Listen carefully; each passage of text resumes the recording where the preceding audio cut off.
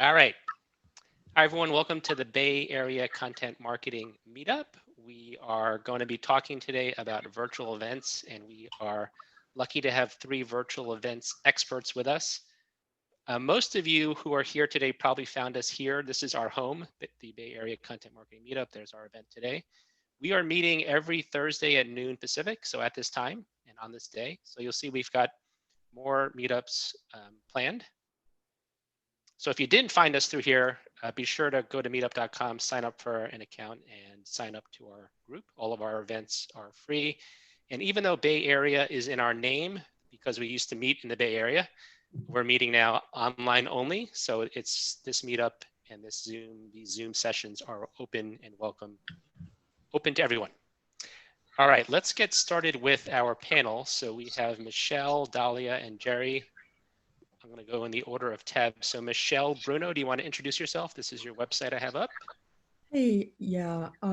I grew up in the event industry, live event industry. I started out as a logistician, moving freight around. And then I became a meeting and conference and trade show organizer. And in this sort of third iteration, it's going on 15 years now, I've primarily dedicated myself to creating content and content strategy in the event industry, specifically focusing on technology. And since the live event industry is on hiatus right now, the technology is really centering around virtual events. But that's what I do. Excellent. And I forgot to mention earlier, the format today, it's going to be very informal. There's going to be no slides or any presentation. We just want to we want to give everyone a chance to ask questions to our panel. I have some questions saved. Some of you, when you RSVP'd, left us a question. So I've got a bunch of questions I can ask. I'm going to prioritize ones from the audience. So when we go to questions, feel free to use the text chat or unmute yourself to ask your question. I'm now going to move on to Jeri. Jeri, do you want to introduce yourself? Sure. Yeah, I'm Jeri Egbert. I am regional marketing manager for the West at Okta. With regional marketing, we kind of handle everything, but the bulk of what we do is field events. And since March, we have pivoted completely to online. Whereas prior to March, we were probably doing 10% virtually and everything else was in person. So cover all of the West Coast and then the Texas, Louisiana region currently. I'm as interested to hear and learn from the team here today as I am to try to share some knowledge that we've gained over the last 2 to 3 months. So thank you for having me. Welcome, Jeri. I know some of your colleagues on your team presented to our meetup group earlier, I think team. back in the spring. Do you happen to know how many virtual events Okta has now done this year? I will say, if we include all of the conferences and everything, I think we're over 700 that we've moved into between webinars, conferences, local regional events, and we've gone global as well. Okay. The beauty of going virtual is that it's dropped the geographic issues. It's just been a time zone issue at this point. Right. So we have taken away a lot of the geographic kind of, blocks that we had. And so we're seeing a lot more people attend from all over everywhere. Okay. Yeah. Wow. That was a much higher number than I was expecting. 700. Very impressive. Yeah. We flipped in a 2-week period. I think we flipped 400 events. Yeah. Wow. Okay. Excellent. Yeah. And over to Dahlia. Would you like to introduce yourself? Hi, sure. My name is Dahlia Gazzar. I have an agency with amazing experts in virtual events, design, production, management, marketing. It's called DAHLIA+. I thought I would be cooler than Google Plus when it first came out by working with people and experts such as Bruno that are smarter and cuter than I am. We are a lot of fun. We like to question the status quo. And I think everybody can agree that we've been questioned quite a bit in this Corona coaster that we're in. I don't think there's ever any virtual event expert or guru, because it's a hamster wheel within a hamster wheel. And what we do best is we try to question as well as push the envelope quite a bit when it comes to engagement, design of programs that are not your face-to-face put in a cloud or up on a virtual platform and then you call it, you know, an event kind of thing, or a glorified Zoom call and you call it a conference. The mantra of this year is you're on mute, and we try to help people and onboard all the stakeholders so that the technology part of it, which is something we advise on, is not a hindrance or an obstacle for people to truly embrace the experience that you are trying to design. The other thing is, one thing that we're trying to do is not use the C word, not use the P word, and also to have event designers and organizers, marketers, to look at an event portfolio throughout, you know, a couple of years versus one-offs. So Jeri, when you said that you took 700 events, you probably are looking at it from like, you know, across the portfolio versus one event at a time, which is a smart move. And a lot of people are just shifting to that or propelling to that concept versus I lost my annual and now I don't know what to do. Mm-hmm. That's a mouthful, but there you go. So Dahlia, for those. Just one thing. So an idea to steal is this whole QR code that I have on top, like next to my head. So if you just open your camera and hold it up to the QR code, I don't know which view you are on, but if you can do like speaker view, you'll be able to have your camera be the QR code reader, if you will, and then it will automatically take you to my LinkedIn profile and you can connect with me that way. So this is an idea for you to steal for your speakers so that you get at least people engaging and connecting with each other. So I already sent a connection request from that, Dahlia. You already got me. You got your camera working and you are on fire. I do a lot of print. I do a lot of integrated marketing. So yeah, so I jumped on that when I saw it.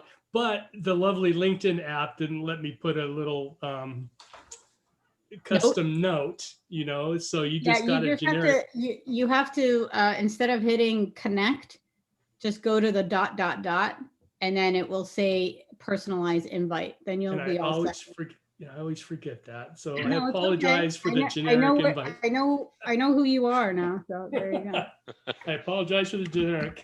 All right, I'm gonna stop sharing. I'm gonna check for questions in the chat. But so I'm gonna come up with the first question to the panel, which is, if anyone would like to share, what's been the best virtual event you've attended this year, and what made it the best? I'll just throw that out to the whole panel. Well, Go ahead. No, Bruno, you go. I was just saying, I watched the Adobe conference, and I guess I liked it. I loved it because of who they had on versus, you know, what they did in terms of utilizing the platform. They had a lot of really interesting, creative speakers. So that was really compelling. And obviously the production value was, you know, a 10. So that was good. And you could kind of customize your journey. So that was good. I'd have to say I've seen a lot of crappy ones, but that was the one good one that stands out. Easier to share the crappy ones than it is the successful ones, but you can learn from epic fails. Oh, yeah. Go, Dahlia. Anyone in the audience? Have you attended a great virtual event?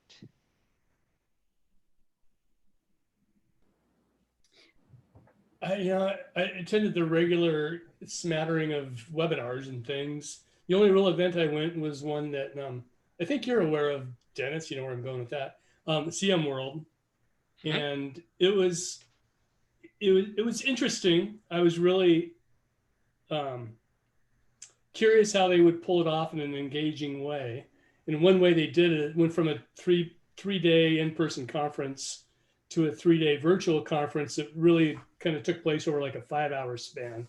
So it wasn't like totally immersed like you are when you're there. They really didn't have enough interaction. You know, they had a few little breakout sessions where you could go and you could be 2 or 3 at once. So it'd be anywhere from 10 to 80 people in those.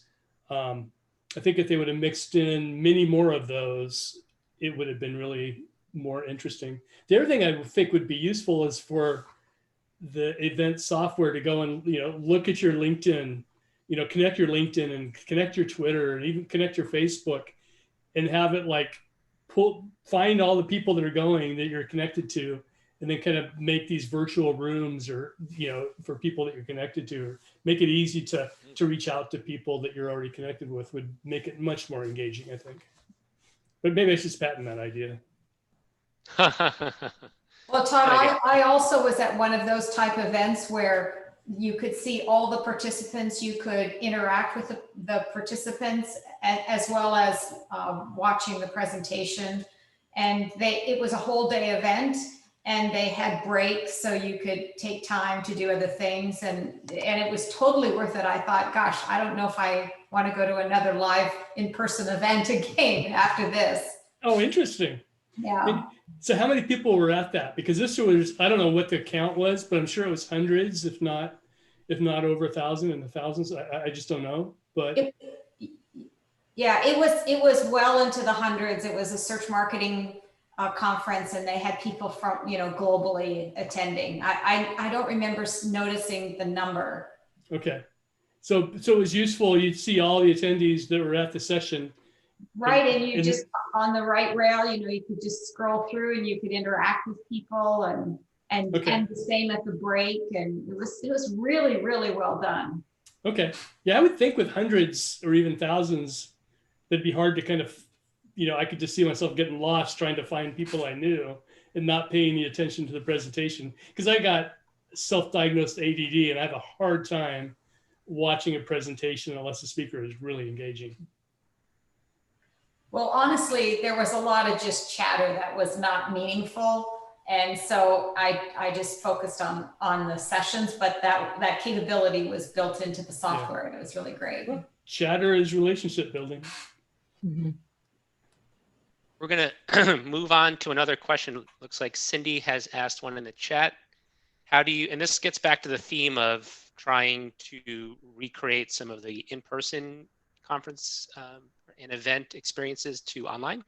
How to best simulate a networking session? Any of our panelists want to chime in? With that was something we struggled with in the beginning. And what we did is we pivoted to there's 2 different platforms we've started to move to, which allows us to move more into like breakout discussion roundtable and allows some networking. One being just Zoom meetings, where we're able to create meeting rooms and then push people into there. And I want to say the second one that we used allowed you to request a meeting, and then you could push them out into a breakout room. And I think the name of that technology is Sidecar. I have Go ahead. No, that's great. So we're doing a customer advisory council, and it's 2 hours of intense whatever. And so there's all these high-powered people. Then afterwards, we wanted to do a networking session, but you know, it's not as, I mean, I think it needs to be led a little bit, because the natural conversations just don't happen. We were also thinking of, you know, capping with a virtual wine tasting to do a little bit of structured, but I just wasn't sure what the best way was to stimulate those. I mean, these guys are all their peers, and it's really tough. Any tips would be appreciated.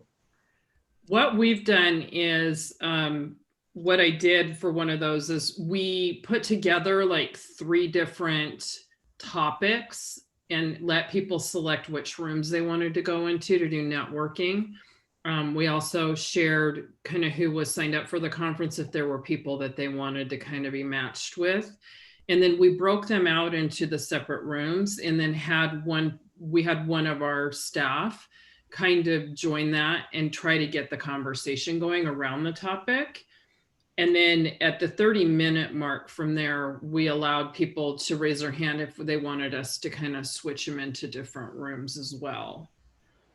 Kind of like speed dating. Kind of like speed dating, but it gave people a little more time to, it took a little while to get people warmed up and wanting to talk via Zoom. But it also gave them the ability to switch out and meet some additional people. Still not the same experience as in person, but we were finding that once we got into that, once some of the topic was led, that there was more discussion happening. And in fact, one room we ended up leaving open an additional 20 minutes because the conversations were happening so well. Sorry, last question on that. Do you think it's better to facilitate via, people just chatting, or encouraging them to use the chat or to raise the hand? Which is most natural? We have found doing it with meetings and allowing people to speak, more like a free flow conversation, has been a little more effective than us trying to have people raise hands and unmute and manage it that way.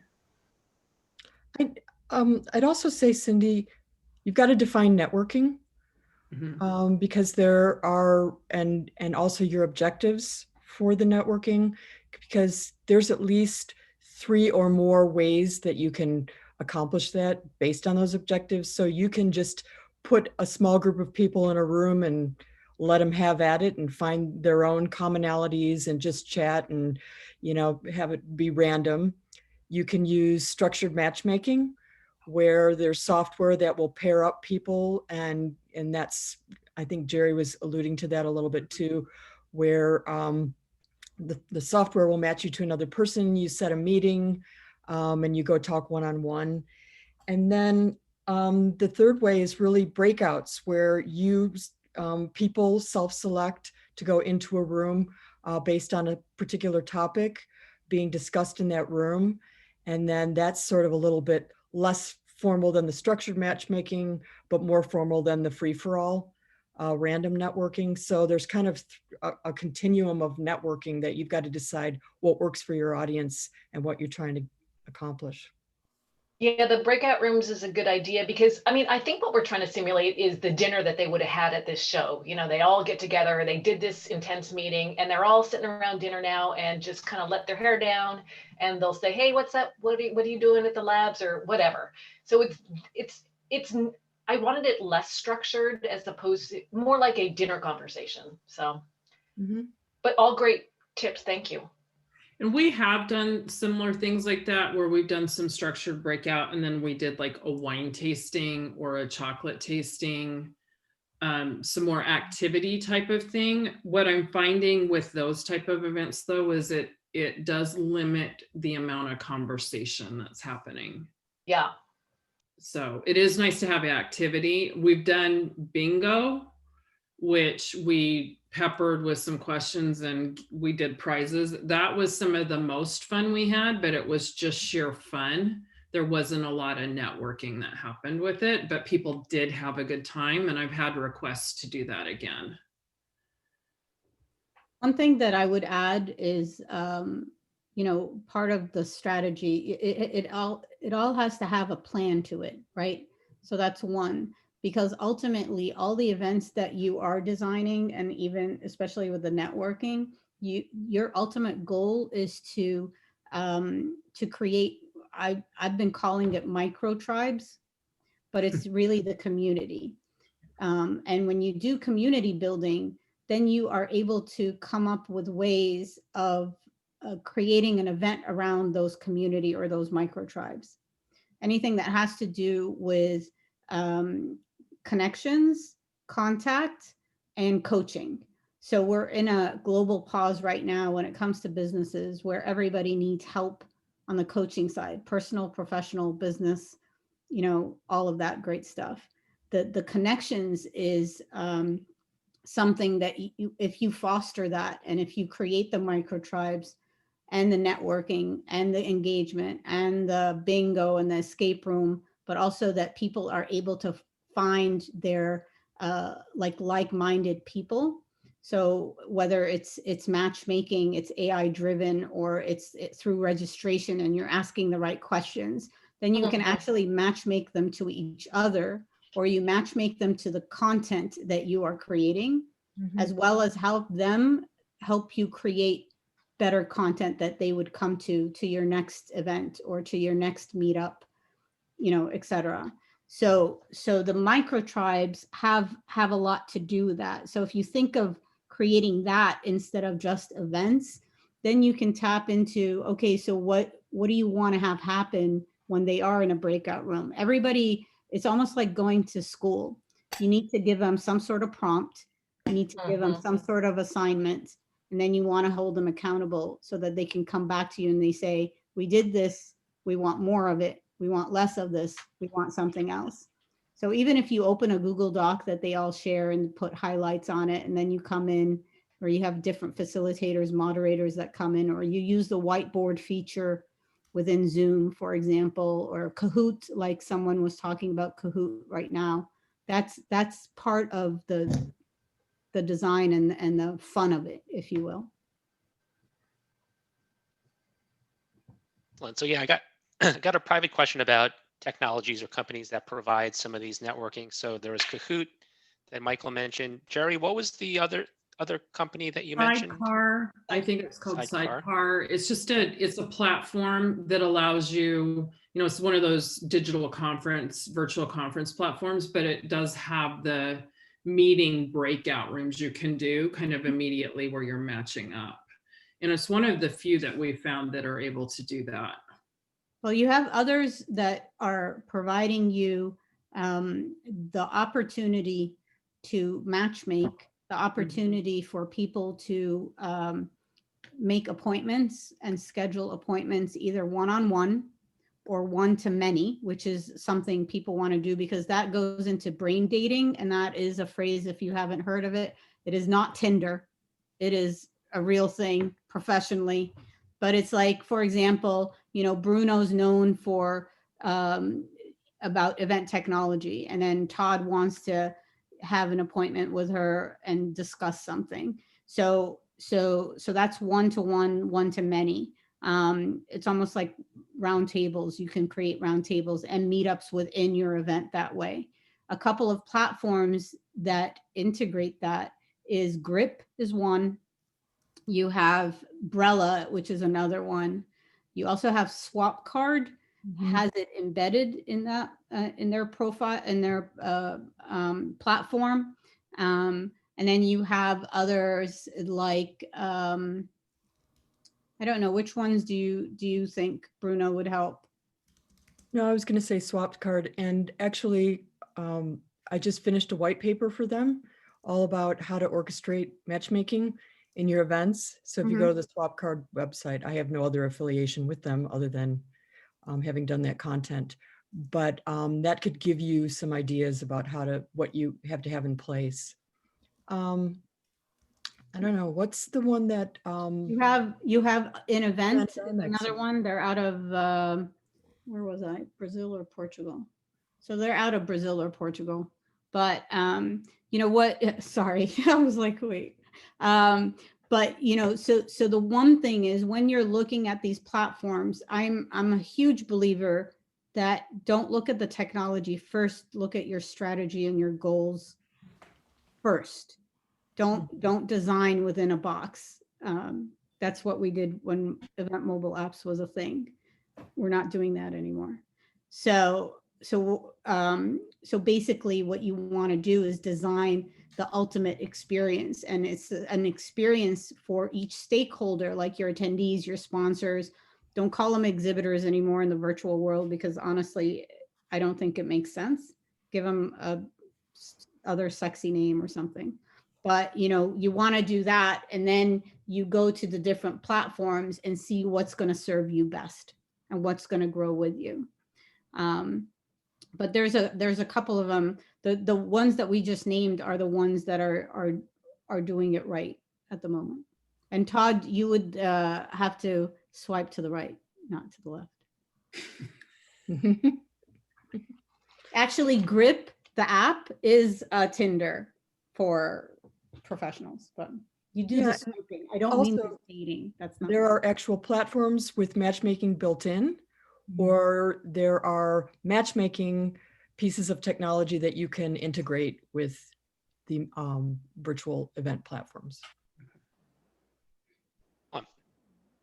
All right, I'm going to move on to a question that was submitted by Jennifer when she registered. Are virtual events going to be relevant after COVID? Jeri, do you want to start us off? I know everybody, all my sales team, they want to get out in front of people again. Everybody says they're chomping at the bit. I do think we'll see a swing back a little bit to in person, but I don't think virtual is going away. I think there is some convenience to it. I think there's further reach to it. I do know that moving forward, a lot of our events, even if we do our conferences in person again, that there will be streaming and virtual elements to it. I think it's going to be a while. We're under a corporate dictate right now that they don't want any in person right now until further notice. But I don't think virtual is going to go away. I do hope that we're not 100% virtual moving forward, but I do think we're going to be looking at a bigger mix where it's a hybrid. I have one question regarding that. I asked that question actually.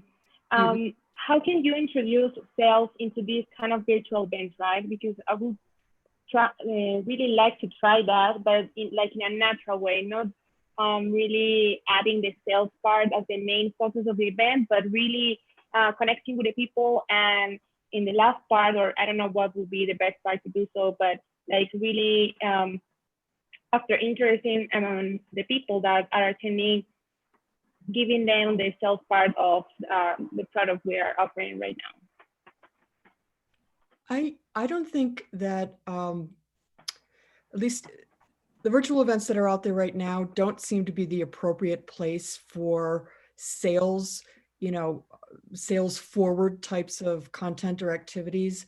What I would suggest is using the virtual event as sort of the bait to collect the data, to find out who's interested in your products, and then after the fact, go after them in all of your regular digital marketing channels, using content marketing, using your demand generation stuff, but bring them together on the virtual platform, but sell and market to them later on.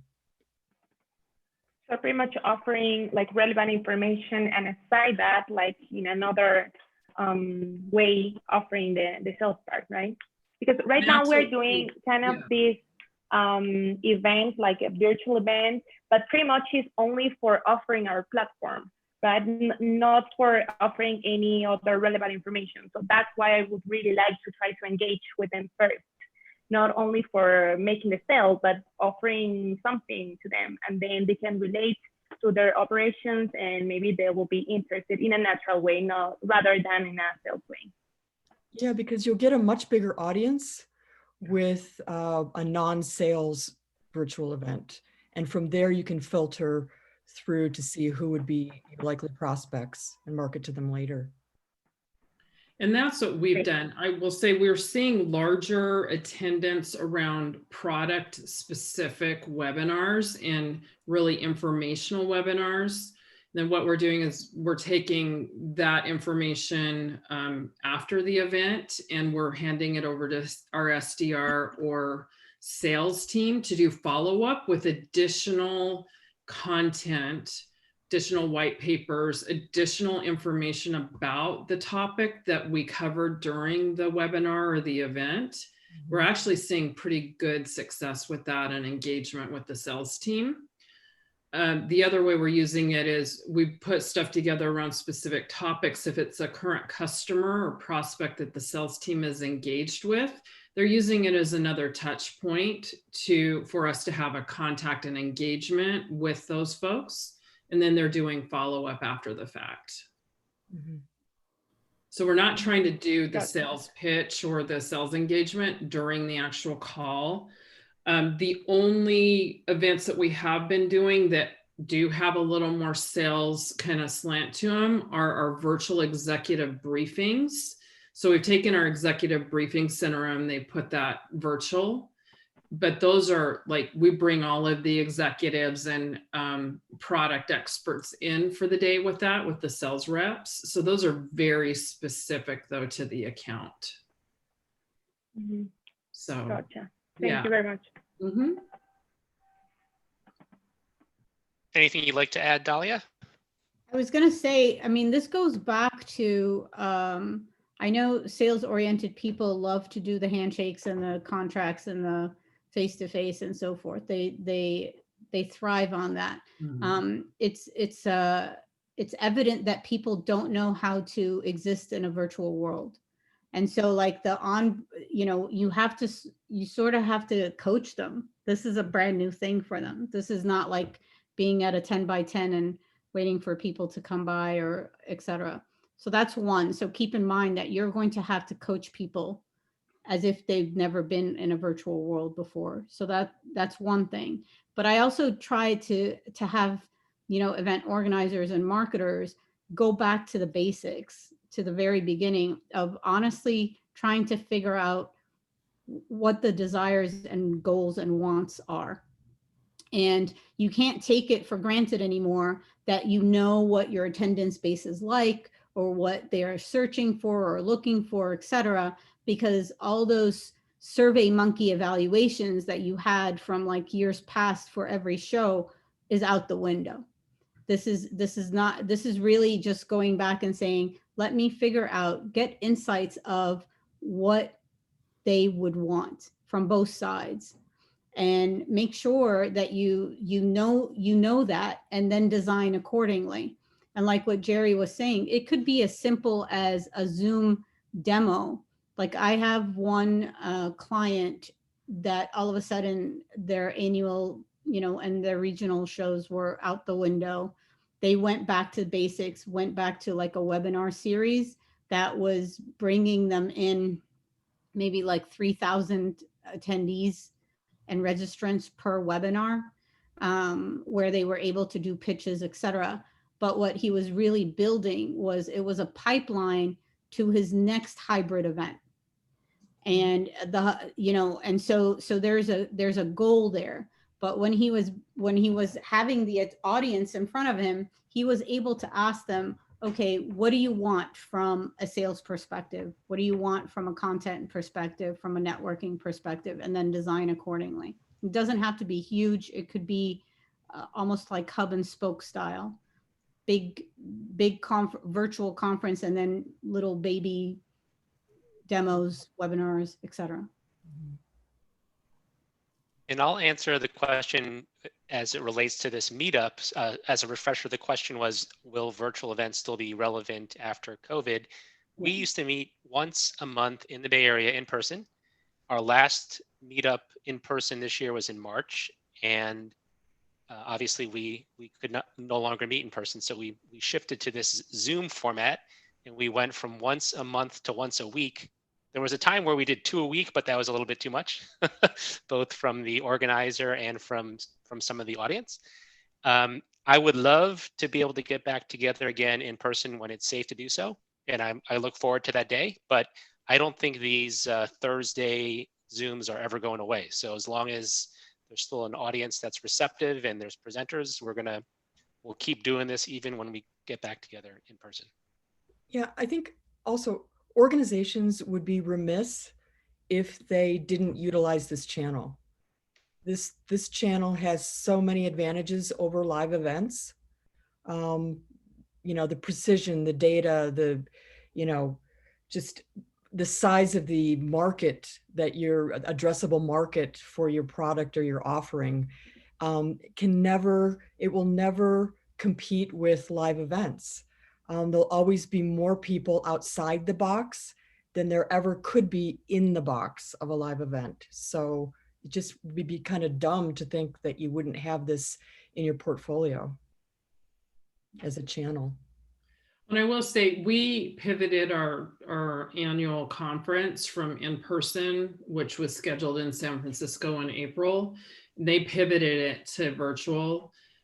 We went from having a standard attendee in person of 5,000 people annually. It went to 12,000 people globally within a 3-week period. And yeah, we didn't get registrations and all of that, but it actually costs less money to do that. And we actually had further reach. So I think with that and the ability with the budgets, with the travel and everything else, I do think we're going to end up with hybrid just moving forward, just based on the reach. Yeah, I agree. Yeah.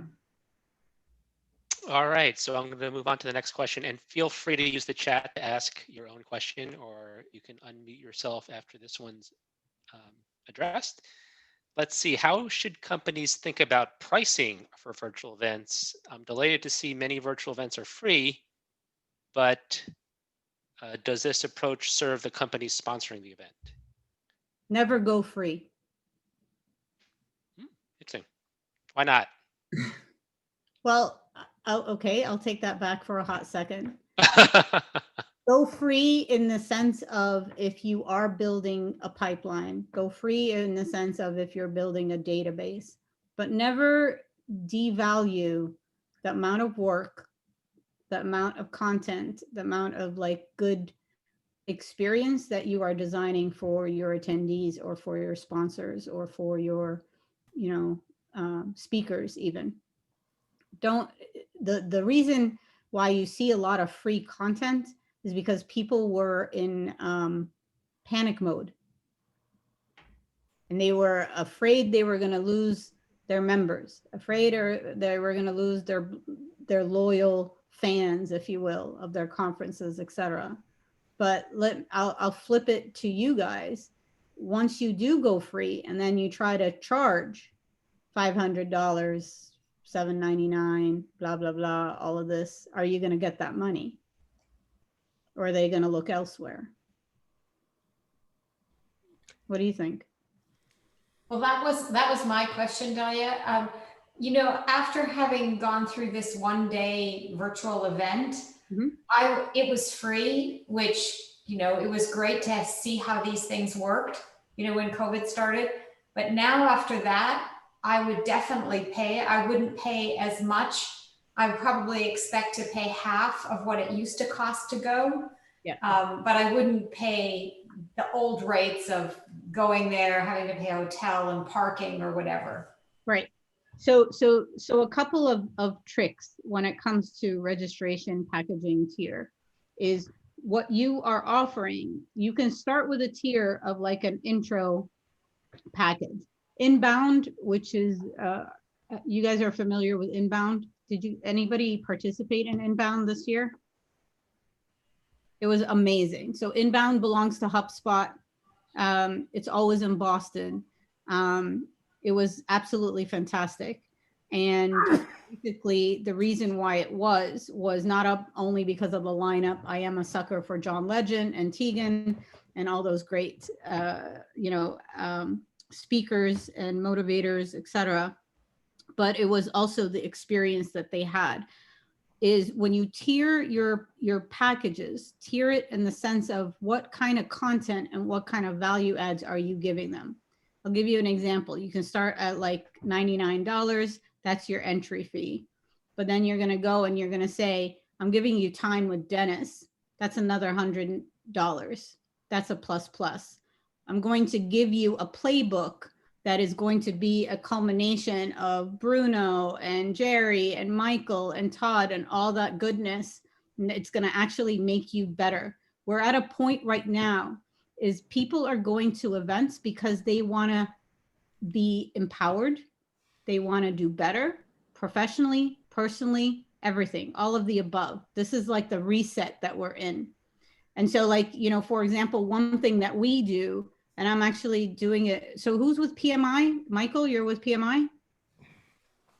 So with PMI, DAHLIA+ team, one of the things that we do is we do empowerment courses. Everything from like, this is what you should do with your LinkedIn. This is how you could do, be more effective at work, at home. This is how you can be the jackass whisperer. That's one of my favorite books these days. It's a good read. So basically what we do with their virtual events is we give them empowerment sessions and they get to buy into it. The attendees get to buy into it. You want to buy in more, then you want a one-on-one consultation with me, and that's a plus, right? It's also a sponsorship opportunity. But what you're ultimately doing is you're packaging what can you give them more of? VIP tours behind the scenes, meaning they can get access to speakers or they get access to demos that nobody else does. They will pay you for it. That's the whole idea. So that's one sort of pricing strategy, but then it has to feed very well into your marketing strategy, as well as into your community building, if you will. Does that make sense? So a related question to that, how well are the platforms handling things like the paid ticketing? Because you have to collect credit card for the different tiers. Do they do that well, or is there another provider that integrates in that handles that? I've never really, I don't know about you, Bruno. I've never really had any platforms have any problems with that. I think the gateways, the processing gateways belong to the organizer more so than anything. I mean, if you go into the Eventbrite mode, yeah, they get commission. The ticketing is different, but you need to, if you're going to strategize how to make money, make sure that you ask the platform that you're working with, it could also be a registration thing, but they need to be able to handle simply right now on how to lay out pricing for the user, for the attendee when they're registering. But I've never heard of the payment to be a problem. What I've seen happen is someone said the jump on the attendance on the virtual world. I think it was you, Jeri, where it went like zoom, like thousands, right? So like if you look at the concert world, if you look at festivals, music world, if you take a look at Tomorrowland, for example, and I am a EDM junkie, so that's like electro house blah music. Take a look at the platform for Tomorrowland because it is insanely awesome. But what they did was they had an entry fee during the event, which was I think a week or 10 days long, different stages, etc. They made their most money after the event. They made you pay even when it wasn't live anymore and it was recorded or on demand kind of thing, where it was gated. And if you wanted in, just to even like after the fact, there were millions of people paying for that. And I don't think it was a problem. Granted, it depends on also if you have international audience, you might need to make some considerations there. But I've never seen any issues with payment gateways. No, there were some. What you were getting from that Tomorrowland thing? Sorry? Yeah, what are you paying for if you are paying for the Tomorrowland thing after the event? Like, I didn't get it. I was paying for the music. I was paying to see all my favorite DJs. I actually paid extra, and yes, you can judge me. I paid extra to hear the DJs do interviews that I knew that I was not going to be able to catch on YouTube, for example. And I actually also paid a little extra because some of my DJs were showing us how to like cook their favorite pizza in their kitchen and stuff like that. I'm like, well, I want to know what Tiesto eats at night, so I'm doing it, So this is the behind the scene thing that you need to have fun with that, like, but that's what I was paying for, Jennifer. So. Yeah, it reminds me of if anyone's familiar with Airbnb experiences. If you Yeah, Google that, awesome. there's a page on their Airbnb site where you can pay for essentially Zoom sessions on interesting things. So like you could have an Olympic gold medalist talk to you about how they train. It's like really interesting access to people in sessions. And I was looking for like a Father's Day gift for my dad, and he's an amateur photographer. So I found a photographer who gave like iPhone photography lesson over Zoom. It was like $15. So I sent that to him as a gift. So That's brilliant. there's some neat things. Yeah. That's brilliant. I think what Airbnb did with online experiences is brilliant, to be honest. Yeah, I first came across it from a coverage in the New York Times. They actually had an article about Airbnb experiences and some of the neat things that people are doing. All right, we have time for, I guess, one more question. This is going to be the future-looking one. So let's fast forward to the year 2025, which I think most of us would agree we want to get past 2020. What does the virtual event of the future in 2025 look like? Why don't we start with Michelle? Yeah, I think it's going to be loaded with augmented and virtual reality and whatever comes after that. X reality, which is like a combination of both, where the attendees will be, it'll be almost total immersion. You won't even know that you're attending an online event. It'll be like you'll be there with the other people, and they will not be avatars. They will be themselves in these virtual rooms. It's already happening, but that's where I see, that's as far as I can see in terms of virtual. Jeri, any thoughts on the future? Yeah, again, I think it's going to be a hybrid for a little bit, but I do think we're going to see more of the virtual, like 3D AI type of experience. I think it's going to be a much more immersive versus us just talking to a computer camera. Hopefully it will, entail a little more senses and the ability to network a little bit more. But 2025 will get here sooner than I think. Yeah, and you have 5G and probably by then 6G, which will reduce the latency issue that we have now. So it'll be like real. It will be absolutely real. Yeah. I don't know if you saw one of the latest episodes from Black Mirror where they approached that. So it was like a kind of, I don't want to do any spoiler, but if you haven't seen it, you should. It talks about AI and how do video games replicate sensations like in real time, and pretty much people were more into that than real life, right? So I don't know if that could be a thing, but maybe it will. I don't know. Yeah. Well, your brain can't really differentiate between live and virtual anymore. It can absolutely be tricked into a flow state where you just don't even know that you're not in a real environment. Well, I have 2 teenagers, and they've been doing this way before we got into this hamster wheel. So like, I don't want to give them credit in front of their faces or else their heads would blow up and I'd be in trouble.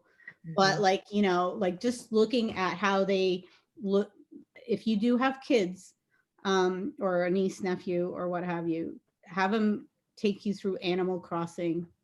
Fortnite is not cool anymore, so just want you to know that, okay?